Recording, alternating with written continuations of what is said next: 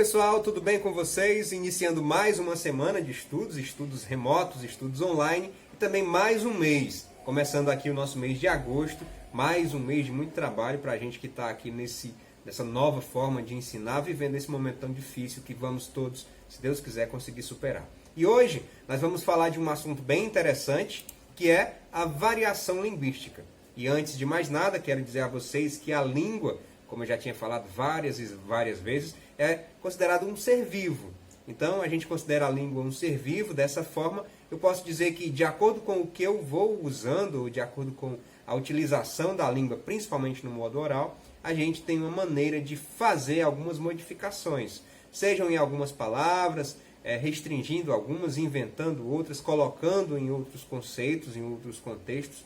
E tudo isso é chamado de variação linguística. Ou seja, a língua é a mesma, a portuguesa, mas a utilização dela por seus falantes difere em algumas regiões, difere em algumas famílias, difere de pessoa para pessoa. Ou seja, nós falamos a língua portuguesa, mas cada um de nós tem uma maneira diferente de falar essa língua portuguesa. No caso, eu chamo isso de variação linguística.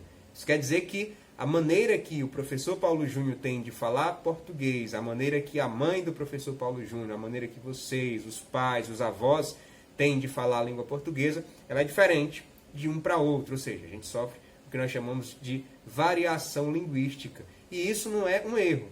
Importante destacar. Quando eu estou falando da variação linguística, é interessante lembrar que o que deixa a língua rica é justamente essa utilização ou a sua mudança para que ela possa, assim, ganhar novos termos, crescer, posso dizer assim. Tá certo? Então, quando eu estou falando de variação linguística, eu estou falando de maneiras diferentes de falar, de mostrar na prática o nosso português. Existem vários níveis de linguagem, e esse nível de linguagem ele é adequado de acordo com o falante. Isso quer dizer que um médico, um professor, falam português de um modo diferente. Um agricultor fala o português de um modo diferente. E isso é muito importante para o enriquecimento da nossa língua, certo? Para que nós possamos entrar nesse contexto, para ver como essa nossa língua varia muito, vamos estudar hoje uma música, que eu vou colocar aqui um trecho dela para vocês acompanharem nesse vídeo, e depois vou mandar atividades para que vocês copiem no caderno e respondam essa atividade, tá certo? A música se chama Mina do Condomínio. Eu vou colocar aí para vocês agora. Vamos lá? Tô namorando aquela mina, mas não sei se ela me namora.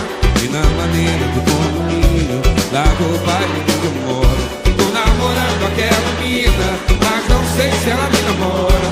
E na maneira do condomínio, lá do bairro onde eu moro. Seu cabelo me alucina, sua boca me devora, sua voz me ilumina, meu olhar me apavora. O compositor dessa música e o cantor é um homem chamado Seu Jorge, um cara inclusive que tem umas músicas bem legais, que eu gosto bastante, e tem uma batida meio soul, meio americana, seria uma espécie de funk, né? Uma variação do funk, e essa música é bem interessante. Avaliando esse conceito, você pode ver que a palavra mina, ela está utilizada para substituir uma outra palavra bem conhecida, ou seja, mina quer dizer que ele está se referindo a alguém, né? Mas o nome não é escrito assim. Mas quando eu falo mina e ele canta mina, todo mundo entende do que ele está falando. Você sabe o que significa mina? Então, vamos ao nosso exercício para a gente testar os conhecimentos sobre essa variação linguística. Então, caderno, lápis e atividade. Vamos lá?